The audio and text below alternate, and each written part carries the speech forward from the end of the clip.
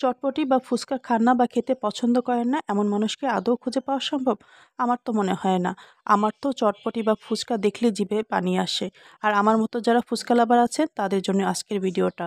তবে এই ভিডিও দেখে কারো জিভে পানি আসলে সেজন্য কিন্তু আমি দায়ী নই। আসসালামু আলাইকুম ভিউয়ার্স, আমার চ্যানেল জাজ ব্লগস প্রিতে সবাইকে স্বাগত জানাচ্ছি। সেদিন পয়লা বৈশাখে মেলায় ঘুরে তো আমরা ভীষণই ক্লান্ত। আর ক্লান্ত হয়ে আমরা চলে গিয়েছিলাম ফুচকা শপে ফুচকা খাওয়ার জন্য। হ্যাঁ, ঠিকই শুনেছেন, আমরা যে শপটাতে ফুচকা খেতে গিয়েছিলাম সেটার নাম হচ্ছে পুচকা। আর শপের এরকম নাম হওয়ার কারণটাও কিন্তু শপটা দেখলেই বোঝা যায়। আসলে একদমই পুচকে একটা ফুচকা শপ, দেখতেই পাচ্ছেন সরু গলির মতো লম্বা একটা দোকান, যার মধ্যে কোনো টেবিল পাতা নেই, শুধু রয়েছে দুই পাশে কিছু টুল পাতা। আর তার মধ্যে বসেই সবাইকে ফুচকা খেতে হয়। আর এই পুচকা নামক শপটাতে ফুচকা খেতে চাইলে আপনাদেরকে চলে আসতে হবে শরিয়াখড়ায়।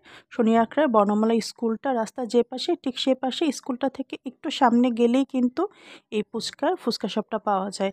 প্রতিদিন বিকেল ৫টার পর থেকেই ফুচকা শপটা ওপেন করা হয়। আর নামে ফুচকা হলেও এই শপের ফুচকাগুলো কিন্তু খেতে আসলেই ভীষণ মজাদার। তো তাদের ফুচকা আইটেমের মধ্যে রয়েছে রেগুলার ফুচকা, নাগা ফুচকা, দই ফুচকা আর সাথে রয়েছে রাজকচুরি। আর আমরা ফুচকা শপে গিয়ে অলরেডি অর্ডার দিয়ে ফেলেছি। সেই সাথে বিলও পে করা হয়ে গেছে। আমাদেরকে একটা টোকেন দেওয়া হয়েছে। টোকেন হাতে নিয়ে আমরা আমাদের ফুচকার জন্য অপেক্ষা করছিলাম। আর ওইদিকে মানহা তো ভীষণই বিরক্ত।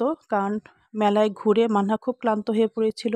যদিও আমরা মেলায় খুব বেশিক্ষণ ছিলাম না, তারপরেও প্রচণ্ড মানুষের ভিড় আর গরমে মানহা একদম ঘেমে অস্থির হয়ে গিয়েছিল। আর এই যে আমাদের হাতে টোকেনটা, আমাদের সিরিয়াল নাম্বার ছিল ৩৬। তো যথাসময়ে আমাদের ফুচকা চলে এসেছে। তো মানহার বাবা অর্ডার দিয়েছিল দই ফুচকা আর সেই সাথে মানহার জন্য নেওয়া হয়েছিল রাজকচুরি। তো ওদেরগুলো একটু আগেভাগেই চলে এসেছে। আমি অবশ্য অর্ডার করেছিলাম রেগুলার ফুচকা। আমারটা আসতে একটু সময় নিয়েছিল।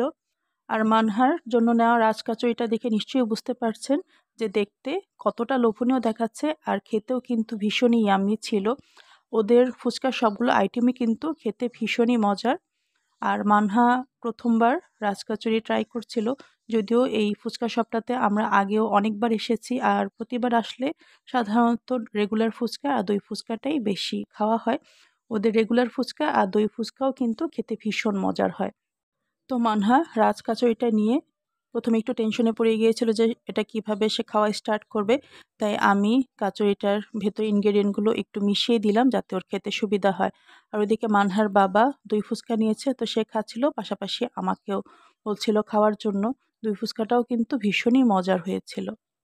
আর এই তো রাজকচুরিটা মানে খাওয়া শুরু করেছে। তা রাজকচুরিটার ভেতরে ওরা কিন্তু মিষ্টি দই ব্যবহার করে। মিষ্টি দইয়ের সঙ্গে বিভিন্ন ধরনের বাদাম, ফুচকা, ভুজিয়া আর সেই সাথে বিটরুট গ্রেট করে দেওয়া হয়, যার কারণে রাজকচুরিটা খেতে আরও বেশি মজার হয়।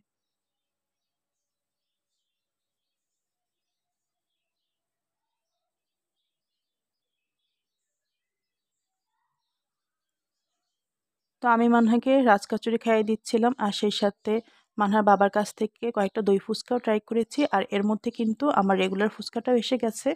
এ তো দেখতেই পাচ্ছেন রেগুলার ফুচকার সঙ্গেও কিন্তু ওরা দুই ধরনের টক দেয়। একটা হচ্ছে তেঁতুলের মিষ্টি টক আর একটা হচ্ছে টক দইয়ের টক। আর দুটো টক একসঙ্গে করে এই ফুচকাটা খেতে কি যে মজার বলার মতো না। আমি যখন ভয়েস ওভার দিচ্ছিলাম তখনও কিন্তু এই ভিডিওটা দেখে আমার জিভে রীতিমতো পানি আসছিল। আর আমার মতো যারা ফুচকা লাভার আছেন তাদেরও নিশ্চয়ই একই অবস্থা হয়েছে। তো সেজন্য আমি ভীষণভাবে দুঃখিত।